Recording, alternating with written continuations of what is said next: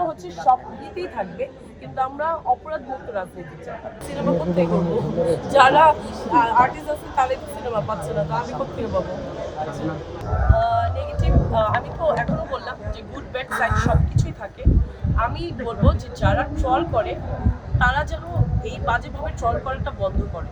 কারণ একটা আর্টিস্ট যখন ইন্টারভিউ দেয় তার অনেকগুলো সাইড থাকে, অনেক পার্ট থাকে। তো আপনারা নেগেটিভ সাইডটাকে প্রেজেন্ট না করে পজিটিভ সাইডটাকে প্রেজেন্ট করেন। এই জন্যই আমি আজকে একটু কথাগুলো বললাম যে আমি রিসেন্ট ট্রল হওয়ার জন্য যে অ্যাকচুয়ালি কারা দেয় তাদের তো নাম মেনশন থাকে না। তো আপনারা যারা জার্নালিস্ট আছেন আমাদের পাশে আছেন সবসময়, তা আমরা চাই যে আপনারা কিছু ভালো ওই ট্রল নিয়ে আপনারা একটু ইন্টারভিউ করেন, যে যারা এগুলো করে ওগুলো বন্ধ করা উচিত। ইভেন যারা এই প্রোগ্রামে গিয়ে এগুলো করে তাদেরকে ওখান থেকে বয়কট করা উচিত। যে যার ব্র্যান্ড, তার ব্র্যান্ডের নাম হচ্ছে আবেগমা। তো আমি তার ড্রেস আজকে পরে এটা ফ্যাশন কিনতে হেঁটেছি।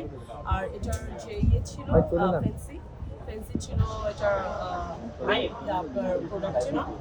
আজকে অ্যাকচুয়ালি ট্রলটা হচ্ছে যারা ট্রলের জন্য বা কিছু বিয়ের জন্য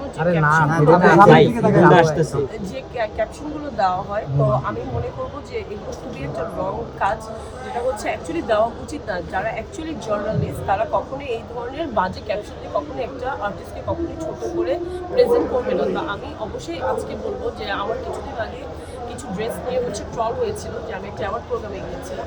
তো আমি একজন মডেল, আমি আর্টিস্ট, আমি কাজ করি, আমার সব ধরনের কাপড় ক্যারি করতে আমি একটু ওয়েস্টার্ন আউটফিট হয়তো বেশিই পরি। তো আমি হয়তো ওই চিন্তা করে যাইনি, আমি নর্মালি যেভাবে প্রোগ্রামগুলো প্যাটার্ন করি সেভাবে গিয়েছিলাম। তো আমার ওই পিকচারগুলোকে অনেকভাবে এডিট করে অনেক কিছু করে ট্রল করা হয়েছিল। তো এটাতে কিন্তু আমার অনেক সমস্যা হয়েছিল। তো এটা আমার ইমেজটাও খারাপ হয়েছে, কারণ ওখানে অনেক ধরনের অনেক বাজে কমেন্ট করেছে মানুষজন। তো আমি বলবো যে আপনারা প্লিজ যেভাবে ইন্টারভিউ নেন সেভাবেই প্রেজেন্ট করেন, এটাকে না বাড়ায় ছাড়াই এটাকে এডিট করে বা এটাকে কোনো ধরনের জিনিসটাকে বাজেভাবে একটা ছবিকে প্রেজেন্ট করে আপনারা প্লিজ এটাকে ট্রল করবেন। কারণ অনেকেই আছে মডেলরা সাহস করে কাপড় পরার ট্রাই করে, ব্র্যান্ডে হাঁটার ট্রাই করে, হ্যাঁ, তো ওই সাহসিকতাটাকে নষ্ট করবে। বলবো যারা এই ধরনের কাজগুলো করে, তো প্রতিটা মডেলকে বা আর্টিস্টদের কেয়ারফুল হওয়া উচিত যে কোন এজেন্সি বা কোন হাউসে কাজ করতে যাচ্ছে তা ভালো করে জেনে যাচাই করে, ইভেন হচ্ছে আশেপাশে মানুষের সাথে কথা বলে দেন এই কাজগুলো করা উচিত। কারণ ফ্রড অনেকেই আছে, ফ্রড অনেক এজেন্সি আছে, তো ওদের কথায় না পড়ে আপনার আশেপাশে যারা পরিচিত মানুষ আছে তাদের সাথে কথা বলে দেন কাজে যাওয়া উচিত।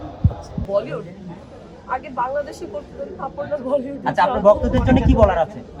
ভক্তদের জন্য বলার আছে সামনে রমজান, সামনে ঈদ।